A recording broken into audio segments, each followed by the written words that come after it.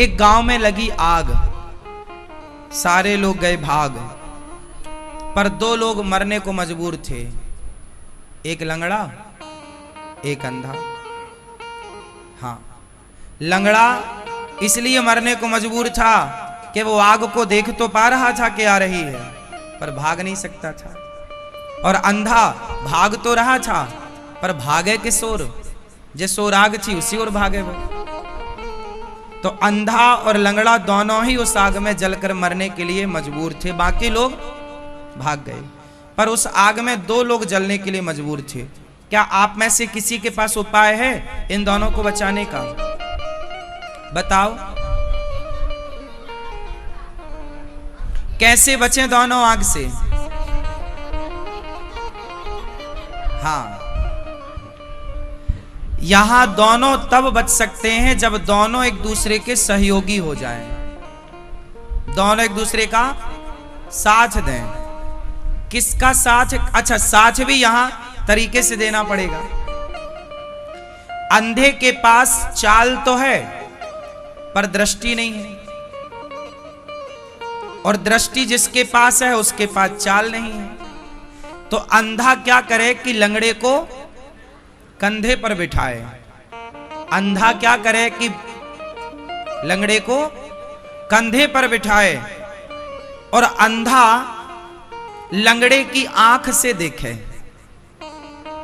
अंधा लंगड़े की आंख से देखे, और दोनों ने ऐसा किया और दोनों ही उस आग से बच गए। ये मैसेज आपके और हमारे लिए है कि जवानी है अंधी, पर जवानी के पास कोई दृष्टि नहीं है। जवान आदमी ये नहीं देख पाता कि मेरे लिए क्या सही है और मेरे लिए क्या गलत है। इसलिए जवान, जितने जवान हैं सब अंधे हैं। 18 से लेकर के 25, 26, 27 साल तक लड़के लड़कियां अंधी होती हैं। हाँ या ना? 18 साल से लेकर के जो तुम्हारी आंखें फूटती हैं तो 27, 28 साल तक कुछ नहीं दिखता। 30 मान लो और लंबा लंबा 30 साल तक। 18 साल से लेकर 30 साल तक के लिए आंखें फूट जाती हैं। जवान लड़की हो या लड़का हो, ये दोनों होते हैं अंधे। अब इन्हें कौन रास्ता बताए और कैसे बचेंगे इस समाज में लगी कुसंग की आग से? तो क्या करना है इन्हें? बूढ़े आदमी को कंधे पर बिठाने का मतलब है कि बुढ़ापे का अनुभव, पांव तो हो आपके, जवानी की चाल हो, पर अनुभव हो बुढ़ापे का। जब बूढ़े की आंख से जवान देखता है तो वो सही देखता है, तो वो सही चलता है। यदि जवान अपनी ही आंख से देखेगा, इसलिए जवान है हनुमान जी। जवान कौन है? हनुमान जी। लेकिन हनुमान जी भी अंधे थे। हनुमान जी को आंखें किसने दी? जामवंत जी ने। आंखें देने का मतलब ये नहीं कि आंखें लगाई। हमारी भाषा समझ रहे हैं ना आप लोग? हमारे भाव समझिए। जामवंत जी ने हनुमान जी को जगाया। हनुमान जी को नहीं पता था कि मैं कौन हूं। जामवंत के वचन सुहाए, सुनी हनुमंत हृदय अति भाए। का चुप साधी रहा बलवाना। ए हनुमान, तुम चुपचाप क्यों खड़े हो? पवन तनय बल पवन समाना, बुद्धि विवेक विज्ञान तुम्हारे पास बुद्धि है, प्रयोग करो।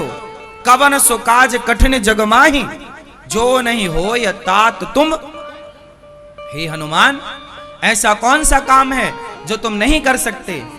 मुझे विश्वास है तुम जाओगे लंका, सिया का पता लगाओगे। उठो। और जो जामवंत जी ने जगाया साहब, बूटी पिलाई हनुमान जी को ज्ञान की। बताओ हनुमान जी जाग गए कि नहीं? आंखें आ गई कि नहीं? सोए हुए हनुमान जी को किसने जगाया? जोर से करेंगे तो हनुमान जी, पर बिना जामवंत के सहयोग के कुछ नहीं कर सकते। करना तो जवानों को है, पर सहयोगी बाप हो, सहयोगी गुरु हो, सहयोगी बुजुर्ग हो।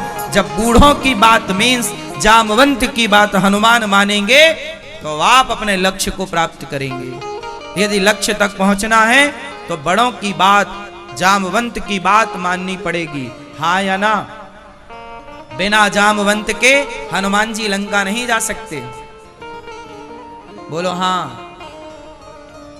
तो जामवंत का मतलब है हर बुजुर्ग जामवंत है, हर बूढ़ा जामवंत है और हर जवान हनुमान है।